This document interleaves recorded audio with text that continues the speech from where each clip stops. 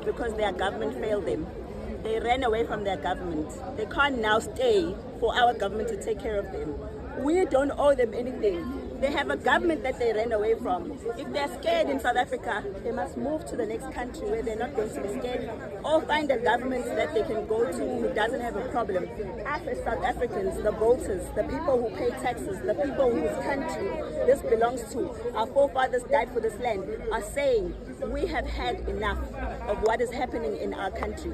And if they continue to tell us that they're not going anywhere, that's not going to be our job to evacuate them. It's either our government is going to evacuate them or their government is going to come and fetch them. Either way, you won't force us to stay with people we don't want to stay with because of the things that they have done. That's the part that they need to be honest about. It's 32 years. If they had problems in their countries, you can't tell me in 32 years we're getting more and more refugees instead of less and less, because it means they are not going home to fix their problems. So we catered for them for 32 years. We paid for apartheid now. We paid our dues. You can't expect us to keep paying for apartheid anymore. It's enough. So the 30th of June still remains the deadline? Well, I'll talk to my brothers because they issued the deadline, and I know they have the plan of what should happen. But as much and much, we're just here hoping that the government will respond effectively and will continue to put pressure on them. Thank you very much. Jacinta Ngobe Sizuma from March and March.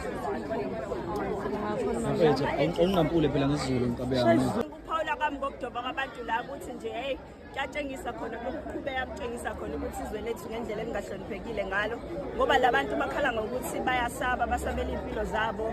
Mekuthiwa baye police station bayovula amacala bathi bawavulile, kodwa uma ufika police station uthola ukuthi inhlangano evula police station uyibuze ukuthi kanjani ngoba phela if mina ngishayiwe ngikwazi ukuvula icala on behalf of omunye umuntu ngithi ngikwenza as a group project. So namanje sisamangele ngoba bahlezi bekhala ngokuthi banezingane nani asazi ukuthi lokho kushintsha ini ekuthenini kunomthetho ezweni. Njengoba behleli la bethi bayasaba, abanayo yini ama-embassy bonke labantu, ngoba phela umuntu mayesaba angahamba e-embassy yangakubo acela ukuthi basize, ngoba amaphoyisa ethu awasebenzi phela ukuthi abe ama-bodyguard abo.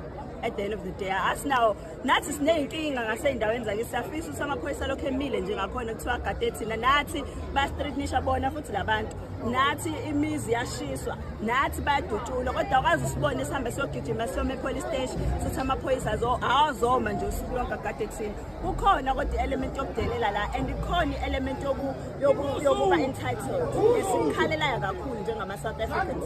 Thina lezi zinto abazenzayo azenzi thina. Khona amaphara ahleli lapho, wakwawubona amaphara agijimeza la athi wona afuna indawo yokuhlala. Home Affairs awungagcini ngokuverify ama-documents abo. Home Affairs awusize ubathathe ubagodukise baye emakubo.